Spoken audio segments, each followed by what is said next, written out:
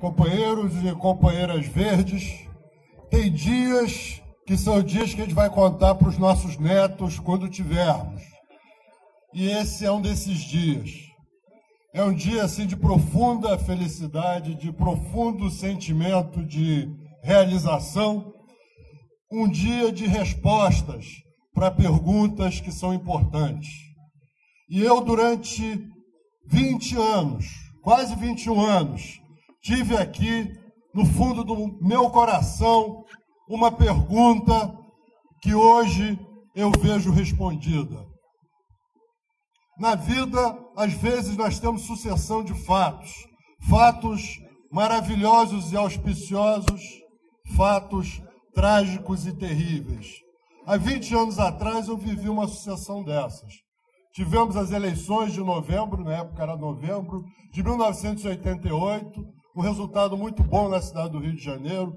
Eu fui eleito pela primeira vez, vereador, fui mais votado, e nós decidimos, para celebrar essas eleições e celebrar a nossa aliança com a Amazônia, fazer no Rio de Janeiro o Salve Amazônia. Uma maratona alegre, saindo do Jardim Botânico, passando por toda a Orla Marítima, terminando no Aterro do Flamengo, no monumento a Estácio de Sá, Marco Zero da cidade do Rio de Janeiro. E chamamos o nosso querido amigo, companheiro Chico Mendes. Para aqueles que conhecem um vídeo que foi feito sobre o Salve Amazônia, vão se lembrar que havia uma cena muito impressionante, que era um diálogo meu com o Chico Mendes, dentro do carro, eu preocupadíssimo perguntando a respeito da segurança dele. Eu perguntava, vem cá, quem são esses caras que estão de guarda-costas seus lá no Acre? Quem são esses policiais? Quem escolheu eles? Foi você que escolheu? Ele dizia, não, foi um major que escolheu para mim.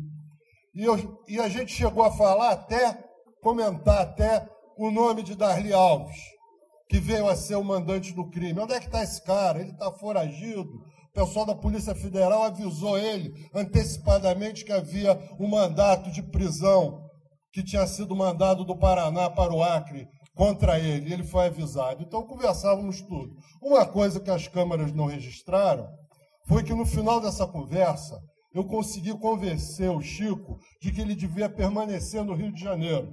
Até que nós, com um grupo de empresários que na época estava se organizando pela primeira vez em apoio à luta da Amazônia, o João Augusto Fortes e outros empresários, alguns inclusive já falecidos, queriam pagar uma segurança particular para o Chico Mendes, porque nós não confiávamos naquela segurança da Polícia Militar do Estado do Acre.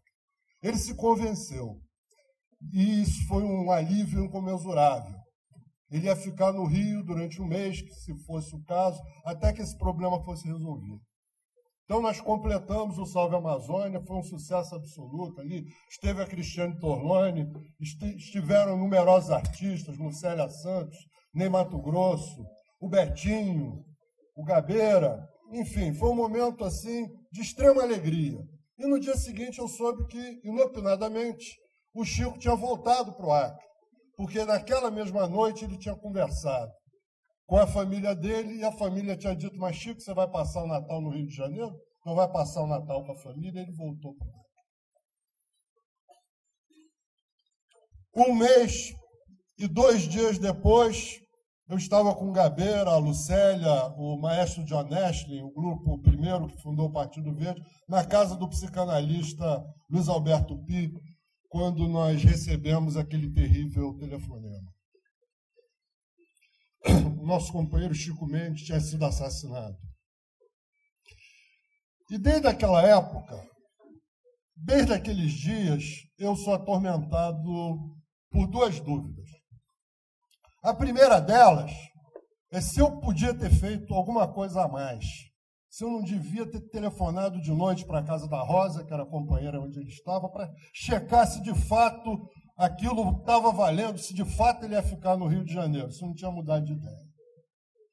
E a outra dúvida é se ele, afinal, havia ou não morrido em vão.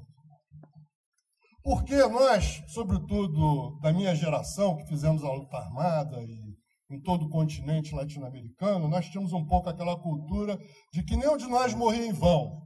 Então, o companheiro heróico tinha dado seu sangue na luta, pela Revolução Continental e tudo, e todos aqueles mortos não tinham morrido em vão.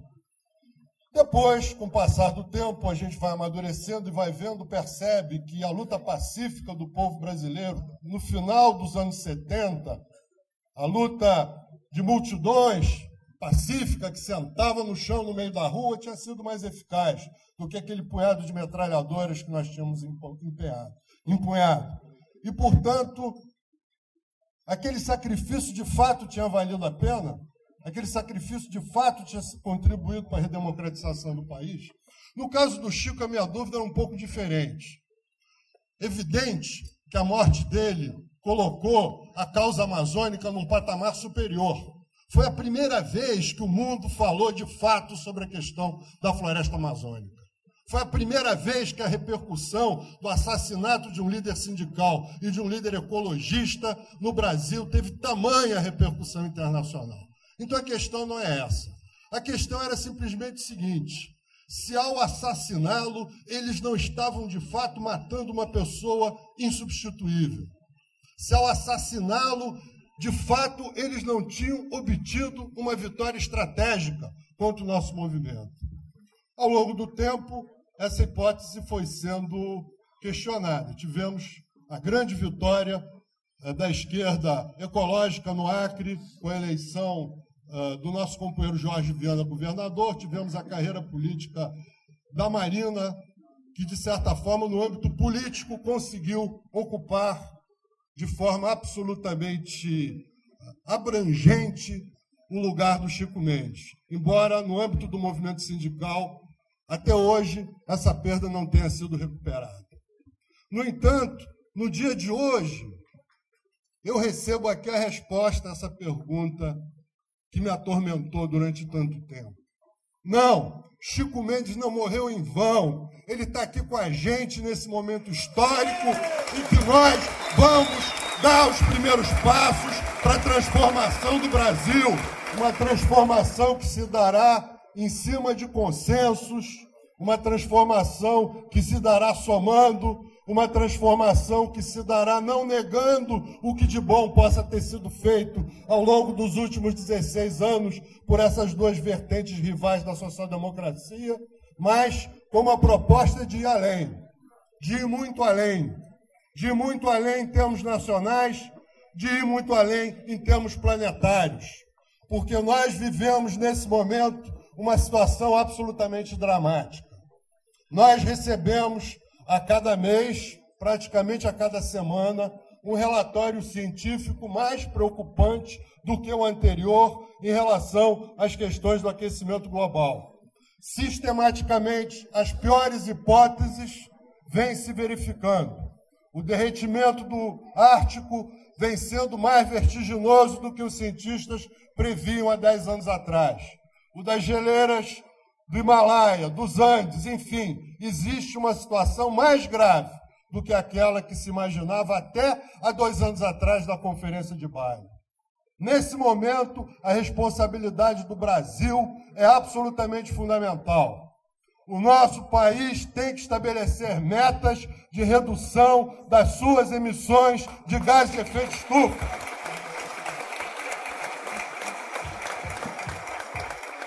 E o nosso país tem a possibilidade, pelas suas características, tanto ecológicas, quanto pelo seu papel estratégico no mundo, de liderar esse processo. Mas para liderar esse processo, nós temos que ter um presidente da República, uma presidente da República, que tenha consciência dessa situação, não fique fazendo piadinhas com ela. Então, não só nesse momento, os olhos do Brasil se voltam para o Partido Verde. Não só nesse momento, os olhos do Brasil se voltam para a Marina Silva, como também se voltam para nós, nesse momento, os olhos do mundo. E nós não podemos decepcioná-los. Então, meus amigos, é com confiança, é com amor, é com Chico Mendes no coração que nós iniciamos essa caminhada. Nós iremos muito mais longe do que eles imaginam. Nós iremos muito mais longe do que nós mesmos imaginamos.